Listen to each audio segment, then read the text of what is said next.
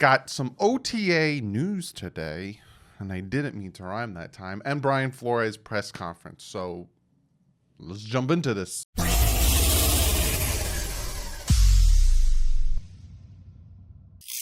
What is up, Finn fans? Today was supposed to be the Miami Dolphins Mythbuster episode, but today the media was allowed into OTAs, and they also were allowed to tell us some little tidbits from the OTA. So you know for a fact that takes precedent over essentially all the little cool idea things I have going on for you guys, like the reaction videos, Miami Dolphin Mythbuster videos, all that stuff. So we're going to be talking about the OTA updates today, who was there, who wasn't there, who looked good, all that good stuff. Also, I'm going to, we're going to talk about Brian Flores' press conference before the OTAs, and then I'm going to get you one of your guys' comments of the day. But before, real quick, no timestamp because it's going to be real quick. Shout out to Leon. He is a part of the U.S. Navy in Washington, D.C. Tomorrow is his birthday, and his family reached out and wanted me to wish him a happy birthday. So, Leon, I heard you're a big fan of the channel. Happy birthday to you, bud, and thank you for serving our country with the U.S. Navy. So let's jump into this. I'm going to talk about the OTA updates first, and then we'll get into the press conference because I know you guys really want to know what's going on. So these are the people who weren't at voluntary. I'm going to pop it up right here. Voluntary OTAs. I'll pop up some videos if there are any available. Again, I don't know how much the Miami Dolphins will show or put out while I'm recording this. So if there is stuff, I will pop up videos. So this is who's not at voluntary OTAs. Xavier Howard, Emmanuel Ogbah, Will Fuller, Myles Gaskin, Savon Ahmed, Zach Zeiler, McKinney, and Scarlett, the linebackers. Gesicki and Preston Williams were working on the sideline, just getting slowly brought back after their injuries from last year, and so was the tight end Mayrick, but that doesn't sound good for him because if he wants to try to make this roster, that man needs to get on the field. Jalen Waddle had a nice catch from Jacoby Brissett, but he was limping around a lot on the field, so people were wondering if that ankle is still bothering him. I don't expect him to get a lot of go. They'll probably keep an eye on that ankle, the one that kept him out of the championship game. But it's what I'm reading is, he was limping around a little bit. He also dropped 2 punts while he was back there receiving punts, which again, no. And the fact that he dropped 2, I think that's the heavens. But after that, he was catching them all. He was doing fantastic. But again, no. And then Tua throwing a very, very crisp pass to Devontae Parker. These are both on 7-on-7s. And I heard from 2 different sources, actually multiple sources, that Tua had a very nice zip on his passes. He's getting that arm strength back, being able to, actually work out instead of rehab, get the hip motion. I'm hearing his arm strength is looking really, really good. I'm very happy about that. Then Albert Wilson's out there doing his thing, wearing number 2, catching passes from number 1. And I'm hearing he's getting his speed back. I'm hearing that he's looking very, very good as well. Getting you excited. But again, this is OTAs. Once training camp comes. And that's the other thing that I want to mention, but I'll mention it real quick right after this little tidbit. Jalen Phillips, the second first-round pick, looks like he's been playing linebacker in this scheme forever.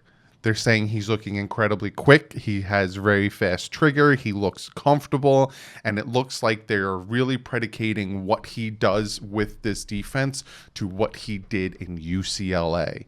So you're going to be seeing him getting after the quarterback. You're going to see him doing a little stunts, a little trickeration. Very, very good. And the thing I want to talk about was Brian Flores hinted, and I'll get to that as well in his press conference, that they wanted to maybe do a joint practice with somebody in the preseason games. We're playing, I think, Cincinnati, Chicago, and Atlanta. So they might want to do a joint practice with one of the 3. I'm hoping for Cincinnati. I'd like to see Joe Burrow and Tua slinging it on the same field together. But that is the updates I have from on the field stuff so far, Jalen Waddle looking good, but he is limping around a little bit on that ankle. Tua's looking fantastic. He has a zip on the. I don't know if you can hear what's going on outside right now, but there's a crazy storm, so I don't know if my mic is picking it up, but crazy thunder. But Tua looking fantastic out there, zipping the ball. Seems like he's getting that arm strength back. Very happy about that. And Albert Wilson and Jalen Phillips looking really good. So let's get into Brian Flores' press conference and what he had to say. This was before they went onto the field. Like usual, guys, I'm not going to go over every little single thing he said. If you guys want to check that out, you can go listen to his full press conference on the Miami Dolphins YouTube channel.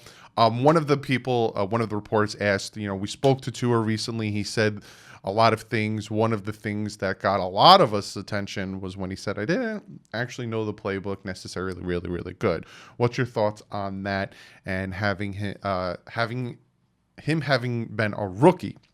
He says, my thoughts on that are they kind of go back to what we talked about last week with him being more comfortable, him just being better command in the huddle right now. Honestly, I just think he's comparing last year to where he is right now. And I get it. I understand that.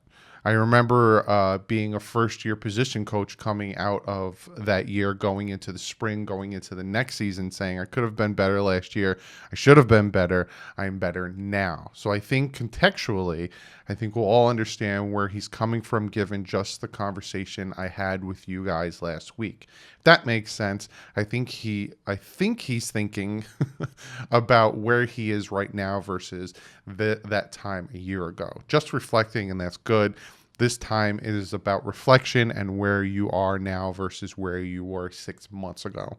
I think he's worked hard to improve in a lot of areas, and I think he has, and I think he's kind of communicated that out. Sorry for my reading. It's probably, you listening to it's probably like, oh God, I can't stand it.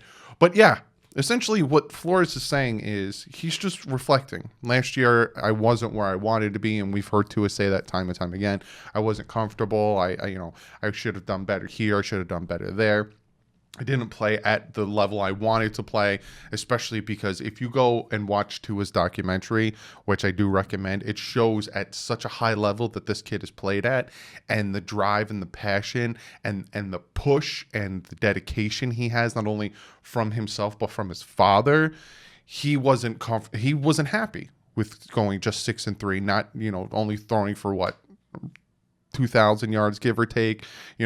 He wants to be better. So what he was saying was more, I see myself playing better. I see myself doing better. So I agree with that. Then they asked him about people not being at the OTAs, being that it's voluntary. He said, yeah, you mentioned it. It's voluntary. I think after last year where there was no offseason, I think guys around the league and our teams no different. They found a different way to train. They feel more comfortable doing that. We have a few on our own team, and I respect that. I have no issue with that. I think my conversation with every player on this team is they're doing what they need to do to be ready to contribute to this team, practice and play at the level that's going to help us. I have no issue as long as they're ready to go. I'm comfortable with that, and I support it. And yeah, there's video of Will Fuller working out. Looks fantastic. You've seen Xavier Howard out there working out, doing his thing. Fantastic. So like he said, it's just it's a nothing burger. Just if they're not here, that's cool. Just don't come in and be out of shape, like he said. And it seems like that was one of the things with Weaver last year. If you guys remember, we drafted him with one of our fifths, and then they released him after his injury. And it seems like he just came in and he didn't have any oomph. He didn't have any desire or anything. And that's not what the Dolphins want. Then somebody who said they wanted to go back to his comments. It seems like he kind of trying to tiptoe, not knowing maybe his relationship or work relationship with Chan Gailey under the bus. Were there times where you felt like he wasn't able to check plays or alert plays, or didn't have a full grasp of what you guys wanted to execute offensively? This is going to be an interesting answer because there was a huge discussion on TD's channel that why couldn't he? Was he limited and all that stuff? Honestly, last year is last year. He's not going to answer it. Watch. I'm more of a forward thinker. I'm really kind of focused on practicing right now, or walkthroughs, which we got in a couple hours. Again, this is before what I told you guys. I understand the question, but I think Tua, we've talked about his growth a lot from the last 6 months and his reflection on that. I think my focus is on helping him improve on a daily basis. Obviously, you use the past to kind of point you in the right direction, yada, yada. Tua and so essentially he doesn't answer the question. He essentially, Tua is Tua. Our coaches are going to help him. It is what it is. And I'm going to take Brian Flores' mantra. I'm going to take Brian Flores' thought process, and we're going to move forward. We're not talking about him not knowing the playbook. We're not talking about last season anymore. We're not talking about any of this stuff after my Mythbuster video. But yeah, we're just it is what it is. He knows the playbook now. He's actually he was teaching the wide receivers the playbook in the offseason. He was teaching Waddle the playbook during OTAs a few weeks ago. He knows the playbook now, so we all can take a deep breath and just move on from that. He's comfortable with this offense. And then the last thing I'm going to talk about, because they honestly keep talking to him about Tua and, ask him about his being comfortable, and he says he's comfortable. But the last thing I'm going to talk about is joint practice. And they asked him, and he says, yeah, there's been some discussions, nothing truly finalized yet, but some discussions. We'll see how this goes. Honestly, we're kind of still waiting on some of the final protocols on what we can do. But yeah, we've been on some discussions. I'm always in favor of doing joint practices. I think they bring a lot of camaraderie standpoint from a competitive standpoint. I think you can get out a lot of those. I know we did with Tampa a couple years ago, and my experience is you get a lot out of those, and it's kind of a breakup training camp in a good way, in a positive way. And yeah, and again, I hope it's with Cincinnati, because I'd like to see Tua and Joe Burrow doing their thing.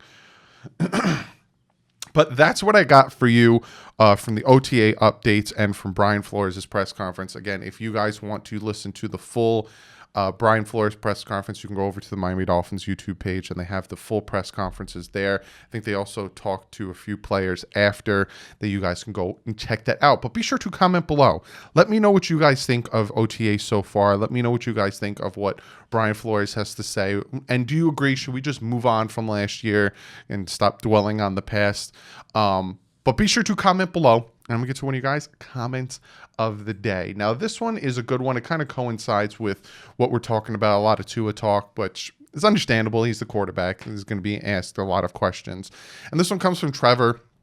Trevor says, comment of the day. So I keep hearing how this is a make or break year for Tua, which to me sounds awfully unfair. Since Tannehill got 7 years and Tua got a season with no preseason and recovering from his hip, what are people actually expecting from Tua this year? Just progress, Pro Bowl player? What is everyone looking for from Tua year 2? Thank you. Thank you for the comment, and it's a very, very good question. I wouldn't say this is a make or break year for Tua, but I think what a lot of people want to see and a lot of people need to see is growth. His play last year, and again, he, like you said, came off of no OTAs, no preseason, no any of that stuff. We need to see him play like he did in Alabama. We need to see him shut the people down that think he's a bust, think that he sucks. Constantly compare him to Justin Herbert, because there's always going to be that comparison. So he needs to essentially show that he is that player. So the make or break year, I don't think there's a break to it, but he does need to show progress. He does need to show, look, I have a full off season under my belt. I understand the playbook. I have I'm comfortable with my wide receivers. I'm comfortable with the plays. I'm comfortable with everything. This is what I can do. And he just lights it up. Now, when it comes to what am I looking for, just progress, Pro Bowl player, yada, yada, progress. in my honesty, and I see a lot of people also saying this, a lot of people expect him to have around 3,000, 4,000 passing yards. Some projections have him have as the 10th highest passer in the league in 2021, which I'm all for that. I'd be ecstatic with him having 4,000 something passing yards, 30 something touchdowns, maybe like 10 interceptions. I'm cool with that. But in all honesty, like I said, I don't think it's a break year, but he needs to show my hip's healthy. I understand the playbook and shut the people down who doubt him. So I hope I answered your question, Trevor. Thank you so much for the fantastic question. Also, be sure to check out Patch Vibes. They now officially have the Waddle patch available. So if you have a Tannehill jersey and, you want to rock the Tannehill jersey, rock the Tannehill jersey. Love Tannehill, always did. But if you're like, hey, I don't want to spend all this money on getting a Waddle jersey, you can get yourself a patch, throw it on the back there, use the promo code DDW, get yourself 20% off. Also, check out Miami Sports Music, a fantastic site and YouTube channel I am a part of. Great content over there, great podcasters. Check it out. Other than that, I'll see you guys probably tomorrow. I think tomorrow or Sunday I'll put out the Miami Dolphins Mythbuster video. But like usual, stay classy. Fins up.